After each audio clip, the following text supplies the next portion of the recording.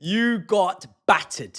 You got hammered. You got dismantled. You got discombobulated. You got disrespected in your own home. Home away from home, Olympic Park, running track, Usain Bolt looking ass. Out of that stadium, 38th minute, 45th, 54th, in your thousands, in your droves. We don't talk about this West Ham rivalry enough. We don't, because it doesn't play on our mind on a day-to-day. But boy, oh boy, do I love to see an arse whooping. This is the second time in 2 seasons we have dealt with your arse. Send you packing, early doors. This is the Chelsea camera. Let me switch to the West Ham camera. You are welcome. I know how hard it is to get out of Stratford. I know when the trains are delayed. And we know it's the end of the working week, Monday to Friday, 9 to 5. You are exhausted.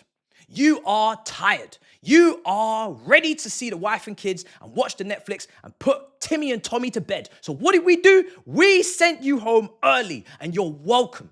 Because we all knew that you were going to get battered. I put it on the IG. Some people were commenting thinking, yo, this guy's getting too big for his boots. 5-star performance. 5 goals on your head top. That's what it's about. West Ham fans, hold that. Yeah? Because I know that you lot enjoyed your times. Emerson, back post not getting trapped by Madueke. Rudiger getting twisted and tangled on a transition. You've had your merry days out, but now you can F off home. Hold that. Yeah? I had to get that in.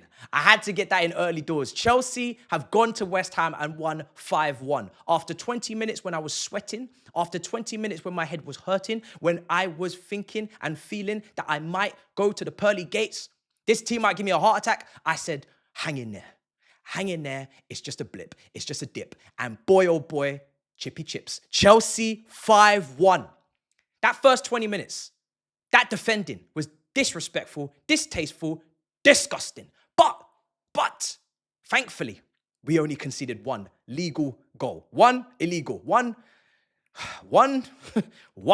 legal goal. Thank God. That first goal from Paqueta. Let's get into that first. Sanchez, for me, is majority at fault. You got to save that. A world-class top goalkeeper, which Chelsea deserve and Chelsea need in this very critical position, and I have not changed my opinion on the goalkeeper. I would like a new goalkeeper. I said this in my 5 signings I would like, but I also know the Golden Glove has been awarded, so I have to put up with this because this is the reality of the situation. But your shot-stopping percentages, save percentages of last season or whatever you want to say, the analytics, the statistics, mean that you must save that. I have already mentally prepared myself for giving the ball away. I have mentally prepared myself for the bozo moment, but I will not prepare myself for not saving long shots that Kepa Arrizabalaga would have let in all those years ago. We sold him to Arsenal for a reason. You've got to get those long limbs and you've got to save that Paqueta shot. Yes, Caicedo can close down earlier. Yes, Esteval flicked it. And maybe, that's just part of being a young, flary Brazilian kid. This is not a fake Brazilian. This is not a Martinelli. Yeah? This is not a Paulinho. This is not this is a real Brazilian. He's got the passport. He's got the stamps. This is the real deal. So he's going to have those moments. He's going to turn over possession. But it is what it is. And he came in, Esteval, 5 minutes before the buzzer beater. 5 minutes. Warm up, Palmer out, head loss. Everybody's shitting themselves, panicking. Palmer's out. Wow. Esteval comes in, drop of the hat, and plays like that. Great performance, but we're going to get into it. So the lineup was the lineup. It was having a little bit of a, surprise, with that injury, but it is what it is. Tosin was back today. It was a strong team. Joao Pedro played behind Delap. We're going to get into that too, because boy, oh boy, 3 strikers. How many fingers have I got? 4. That's how you know I'm tired. That first half exhausted me. I was really this close to having to go into the ambulance and head off to the hospital because I was over there in the back. I was in front of the camera. I was to the side camera. I was looking over here, asking for help. Dial 999. Chelsea are 1-0 down. I am not comfortable with this. I'm not feeling okay. And when you're not okay, it's okay to say. 1-0 down from that strike, and then we equalize. And it was a great equalizer, Beautiful equalizer from Joao Pedro. Wonderful header. Beautiful to see. A header flicked on by Cucurella. Chelsea scored from a set piece. Oh, that's proper Chelsea. Bring that back. That's beautiful to see. So I was so happy. We're back in the game. After a poor start, West Ham are in our faces. The bubbles are blowing. They're really up for it. The momentum's with them. They're at home. They're having their hissy fit in the first 15. We get ourselves back in the game. And then what do? Guess. We concede again. And guess what? I panic. And I have a fit. And I definitely nearly lost my head and my cool, because for 3 minutes after that, I thought we were still 2-1 down until I actually heard from the chat we were offside. It was offside. It wasn't a goal. Yeah, that's how blind as a bat I am. Or my broadcast just wasn't in sync. I don't know what was going on. But listen, it was poor defending.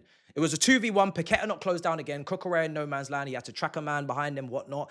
Cut back, finish. I'm thinking, yeah, Chelsea are not on smoke. Chelsea are after all of the hype, after the black kit. Look at the kit. Look at it. Look!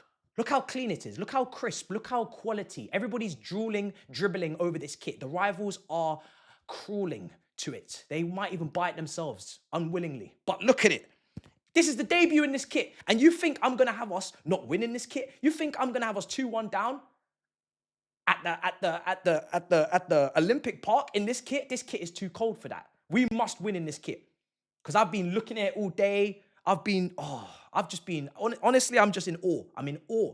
Yeah? So, when we were 2-1 down, I nearly lost my head. However, thankfully, Chelsea got away with it offside, similar to Eze. You know, you get away with these things. And we live to fight another day, right? And then from that moment, Chelsea just locked in. Chelsea just said, you know what? We're done. We're done playing games. It's time to play football now. Yeah? This is it. It's the time to start demonstrating and articulating ourselves on that pitch and show people why we were excited before this season started, before the broadcasting, before the live, Sky Sports, before all of that, before the rivals started watching, we were playing some good football in the friendlies and in the Club World Cup. And this game, past that 20-minute mark, we showed it. We showed it. And that is when I started to think, yeah, we're going to have some fun. We're going to have some fun. Pedro Neto with the second. I thought he was really good today on that left-hand side. I really think he can play both flanks. I said this when he signed. I don't see a massive difference between the left and the right for me, because when he's on the right, he's hardly cutting in and giving us Iron Robin, curlers from that flank. Lamine Yamal curlers, right? He gets a goal here and there, but he's a touchline winger. He's up and down on the touchline. He's grafting. He's working hard. He's tracking back. He's crossing with both feet. He's cutting back much quicker, much smoother off that left. First time he can give a cut back, and he did, I think, for Enzo in this game where he skied it. Pedro Neto, box crashing at the back post, assisted by Joao Pedro. So it was Joao Pedro Neto. It was a Joao Pedro Neto second goal. Clipped, accurate goal, second goal. That's a goal and assist for Joao Pedro after the Palace no-show, and a goal for Pedro Neto. So the forward line is eating. The forward line is scooping up. You know what I mean? Scooping up the West Ham ice cream. It's beautiful. So I'm really happy now because we're 2-1 up and we're starting to show, the performance is starting to show. And then that third goal, Esteval starts it, or he's very heavily involved in the first phase of it. And him and Delap link up. And this is where everybody will go, oh, Delap didn't contribute. He didn't get any goals or assists.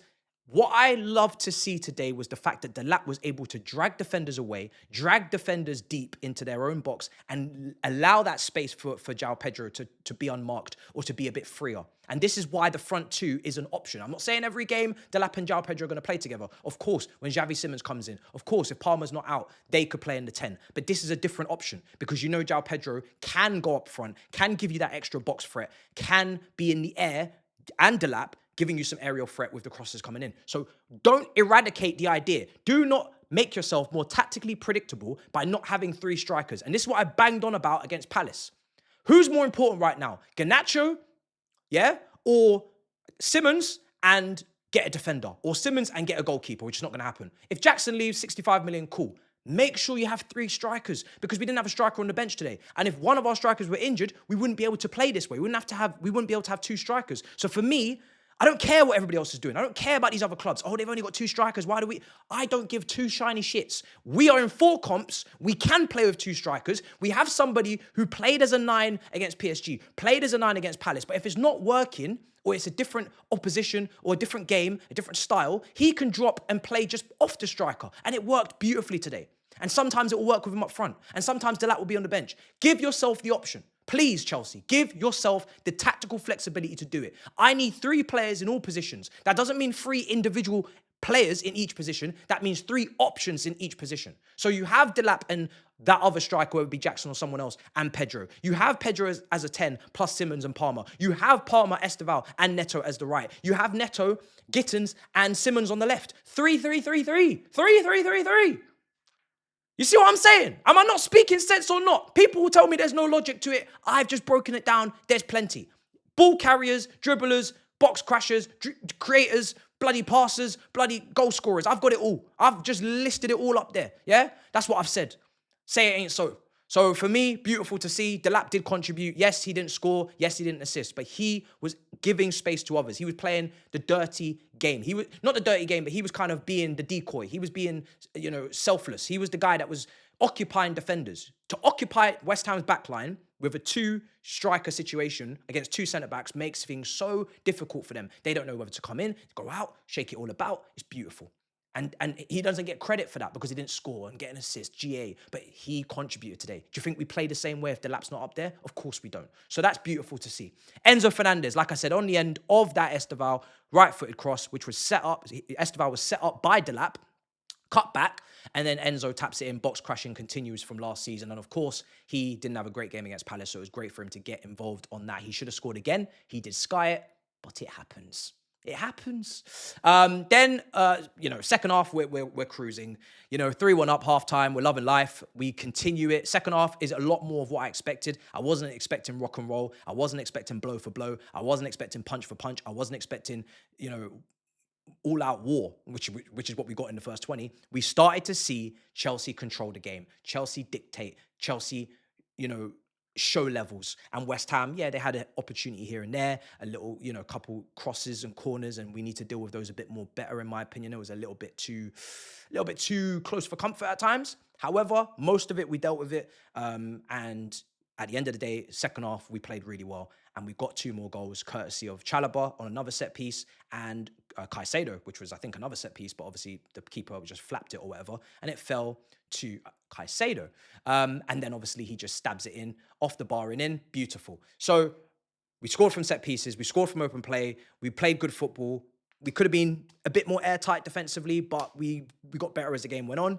We got 5 goals. We're feeling good. We're feeling confident going into Fulham. This is everything that you can ask for from a London derby away from home on a Friday night when the lights are bright. Yeah? And then the substitutions, it's beautiful to see the depth. On comes Santos. On comes Gittins. On comes James. On comes Fofana. On comes Hato. It's beautiful to see we can just get really congested, really compact, 3 midfielders, extra defenders are coming in, freshen things up, and we're just literally just locking the game down. We could have got a 6. I think Esteval could have scored. It doesn't matter.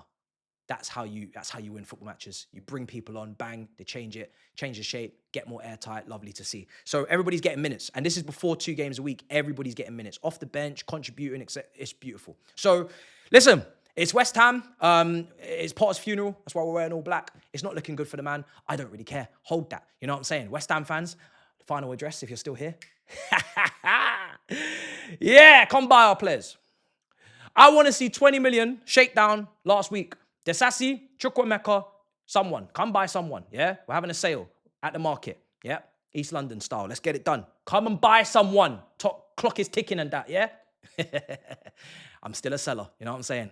So, listen, the hammers have been hammered, pardon the pun, and we move. Chelsea, 5-1 winners against West Ham. Everybody eats.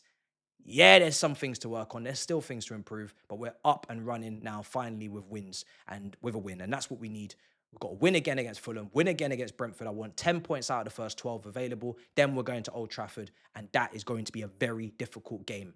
And hopefully, by that point, I won't have any shame, and I'll be predicting a win, as I always do at Old Trafford in recent years, even though we don't win there. So, listen. Smash up all of the icons. Let me know in the comments down below, who is your man of the match? Who is your man of the match? Who do you believe deserves that accolade? Because there was a lot of guys on that pitch there today that really did impress. But first of all, hopefully Palmer's okay. I'm sure he is. Precaution. And we need to get players back fit because Gusto, pulled up there. Neto pulled up a little bit. We already got Colwell out, Badiashile, Lavia. Fofana's always touch and go. Got to have people available and fit. But that's why we got a squad. No excuses. So big up your damn selves. Smash up all icons in a bit, people. Peace.